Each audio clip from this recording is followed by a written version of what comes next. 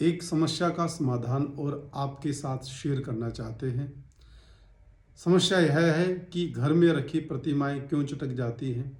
अगर वह प्रतिमाएं खंडित हो जाए तो फिर क्या करें। बहुत से सवाल यही आते हैं कि उनको जल में डाल दिया जाए, उनको मंदिर में रख दिया जाए, उनको किसी पार्क में, खेत में, खलिहान में दबा दिया जाए, या उनको किसी पेड़ के नीचे, पीपल, बड़ इत्यादि के नीचे रख दिया जाए।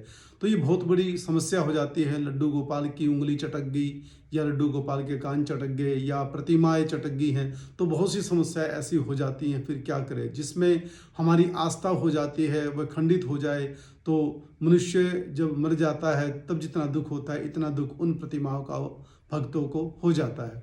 तो इसका निवारण कैसे करें। निवारण यह है कि पहली बात तो कि अगर कोई प्रतिमा चटक जाए या चटक गई हो, घर में खंडित हो गई हो, तो उसका एक ही इलाज है कि उसको बहते हुए जल में प्रवाहित करें। नदी में उसको प्रवाहित करना चाहिए। अगर संभव हो सके तो नदी में, नहीं तो नहर में, या फिर बहते हुए पानी में, शुद्ध पानी में आप उसको प्रवाहित कर सकते हैं। किसी मंदिर में पीपल के नीचे रखना तो निषेध होता है, क्योंकि घर से बिल्कुल निकाल दिया आपने और वहाँ पे कुत्ते, बंदर इत्यादि बैठे हैं, या गाय हैं, जो भी बहुत से जीव जंतु होते हैं, वहाँ पर विष्ठा भी कर देते हैं कुत्ते, वहाँ पर मूत्र कर देते हैं, वहाँ पर मुंह लगाते हैं। वहाँ ऐसा नहीं करना चाहिए आपको।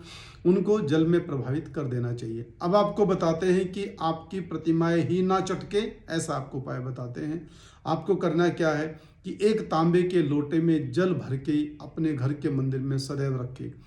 मंदिरों में, देवालय, शिवालय इत्यादि में जहाँ प्राण प्रतिष्ठा होती है मूर्तियों की, वहाँ पर भी जल के पात्र भर के रखे जाते हैं।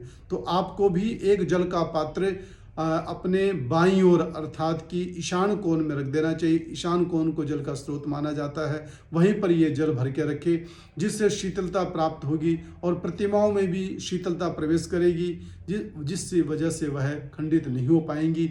जल नहीं होता तो उनके अंदर एक ऊषा तैयार हो जाती है, वह गर्म हो जाती है अंदर से। उनके अंदर इस प्रकार की वाइब्रेशन क्रिएट हो जाती है कि वो प्रतिमाएं जो छवि होती हैं वो मानव द्वारा निर्मित होती है। किसी न किसी केमिकल, गर्म केमिकल का प्रयोग करके बनाई जाती हैं, या गर्म केमिकल से वो तराशी जाती हैं, या उन पे परत चढ़ाए जाते हैं। बहुत से कारण होते हैं।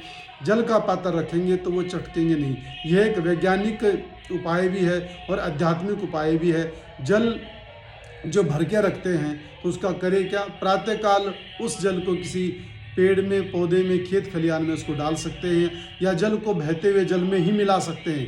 इस प्रकार से करने से आपको पुण्य भी प्राप्त होगा और आप देखेंगे कि घर से सारी नकारात्मक शक्ति दूर हो जाती है, सकारात्मक ऊर्जा आपको प्राप्त होती है। आपके चेहरे खिले खिले रहने लग जाएंगे, आप खुश रहने लग जाएंगे और नए नए कार्य करने के प्लान आपके दिमाग में आएंगे और भक्ति आपको सहजता से प्राप्त हो जाएगी। यह उपाय करके आप मूर्तियों को खंडित होने से ही बचा लोगे और अपने घर में सकारात्मक ऊर्जा की विस्थापना कर पाओगे।